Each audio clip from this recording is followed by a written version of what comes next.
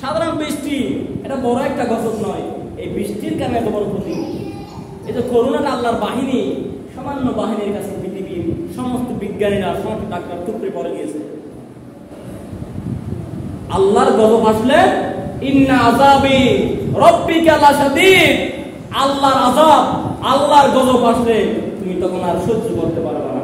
সেই জন্য মুহাদ্দিস কেরামরা বলে, আযাব আসার আগে যখন তোমাদেরকে জমিনে সতর্ক করা হবে, সে আযাবের প্রতি তুমি সতর্ক হয়ে যাও, আল্লাহর দিকে ফিরে যাও। না হয় যখন আযাব এসে যাবে আর তোমার সদকা, তোমার সতর্ক তখন আর কাজ হবে না। আযাব যখন এসে যাবে তখন তুমি আর বাঁচতে পারবে না। আযাব আসার আগে তোমাকে খেয়াল করতে হবে, আমার হক অন্য কোথাও আমি কারো হক নষ্ট করতেছি কিনা, আমার প্রতি কেউ কষ্ট পাচ্ছে কিনা, আমার প্রতি কেউ, আমার দ্বারা কেউ জুলুম হচ্ছে কিনা, সেটা আমাকে খেয়াল করতে হবে। যদি খেয়াল না করো, আযাব আসার পরে তোমার আর কোনো লাভ হবে না। তুমি আযাব আসার পরে কপালটা, সিদ্ধাটা কপাল তুমি মারতে মারতে মধ্যে তোমার কপাল পেটে ফেলতে পারবা, তোমার সেই আযাব আর তোমার উপর থেকে যাবে না। কারণ আল্লাহ কলম মেরে দিয়েছে তোমার অন্তরে, তোমার মাথায়, তোমার হুকুম তোমার উপর কলম মেরে দিয়েছে। আযাবের ক্ষতি যে তোমার উপর হয়েছে, সেই আযাব আর দূর হবে না। সেই জন্য সবাইকে আমি বলি, সতর্ক হয়ে যাও, আল্লাহর কাছে ফিরে আসো, দয়া করে আল্লাহর কাছে ফিরে আসো। ইরজি ইলা রাব্বিক, আল্লাহর দিকে আসো। যুবক ভাইরা, আল্লাহর দিকে আসো। আর তোমরা বেহায়াপনাতে লিপ্ত থাকিও না। সামনে এমন এক দিন আসতেছে, আমি দেখতেছি বাংলার জমিনে, আর তুমি আল্লাহকে ডাকার সুযোগ পাইবা না একদিন।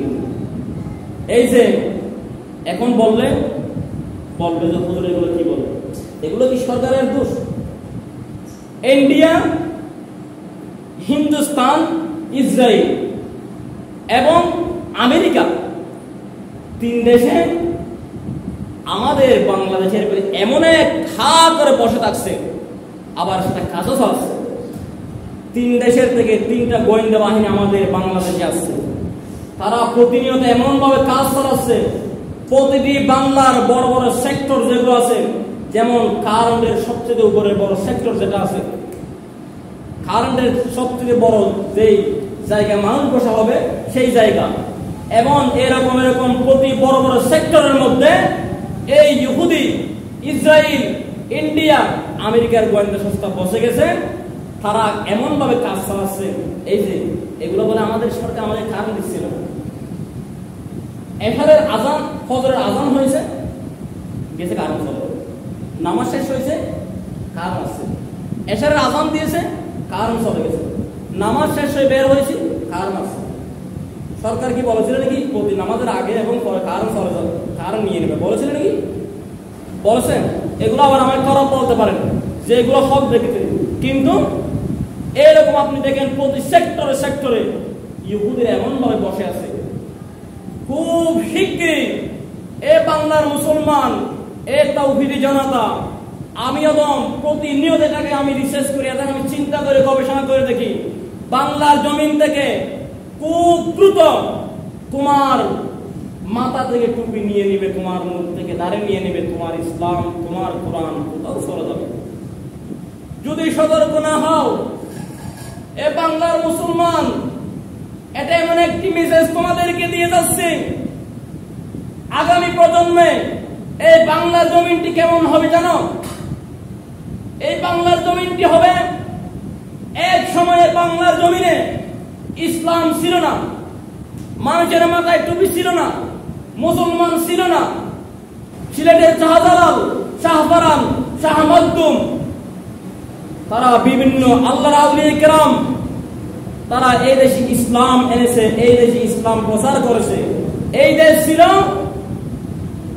একেবারে বিধর্মী রাষ্ট্রের মতো, চীনের থেকে জঘন্য।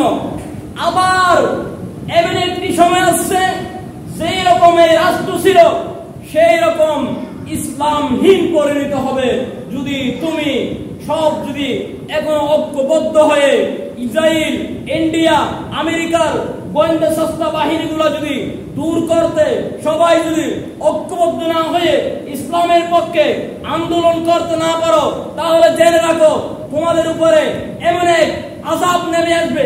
আল্লাহর পক্ষ থেকে আযাব আসবে, শুধু তাও নয়, ইসলাম আর কোরআন তোমরা কখনো খুঁজে পাবে না। এটা আমি দেখতেছি। যেমন একটা প্রমাণ দিই, যারা সোশ্যাল মিডিয়ায় যুগের তার দেখতে হবে,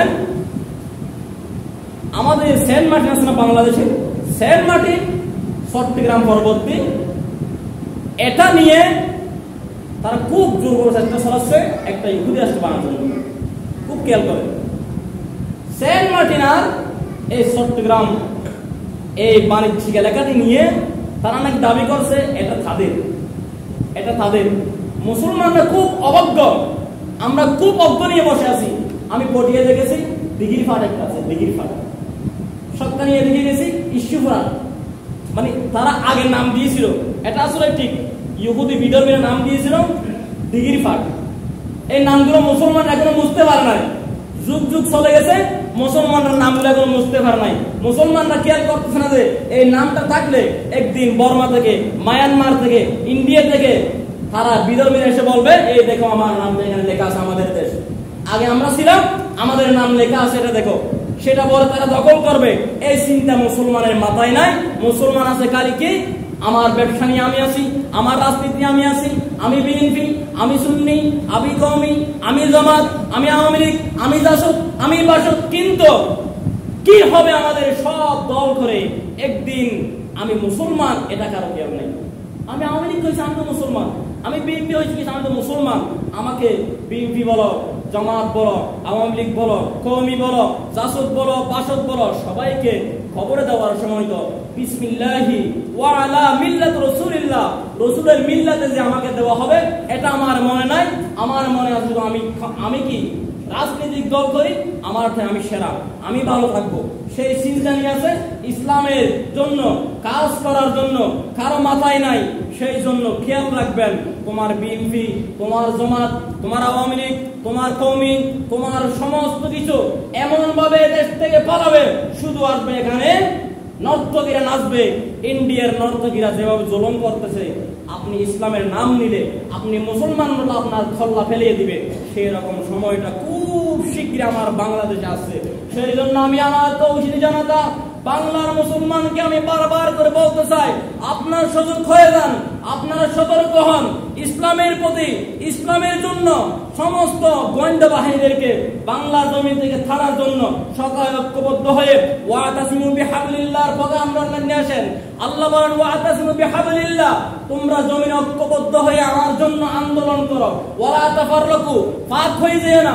ওয়ালা তাফাররাকু, যদি ফাক হয়ে যাও, বিচ্ছিন্ন হয়ে যাও, দল থেকে বেরিয়ে যাও, আমার দল থেকে তোমরা বেরিয়ে যদি অন্য রশি ধরো, তাহলে তোমরা জমিনে লাঞ্ছিত, দুঃখিত, অপদস্থ হবা। সেটা হচ্ছে না বাংলাদেশে? হচ্ছে।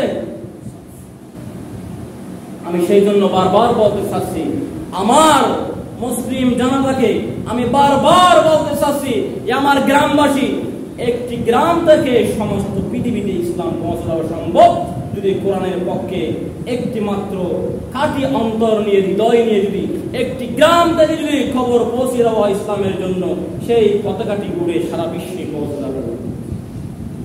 ইহুদিদের এবার বলি সক্রান্ত করতেছে যারা, তাদের কিনা এই যে আমার দেশে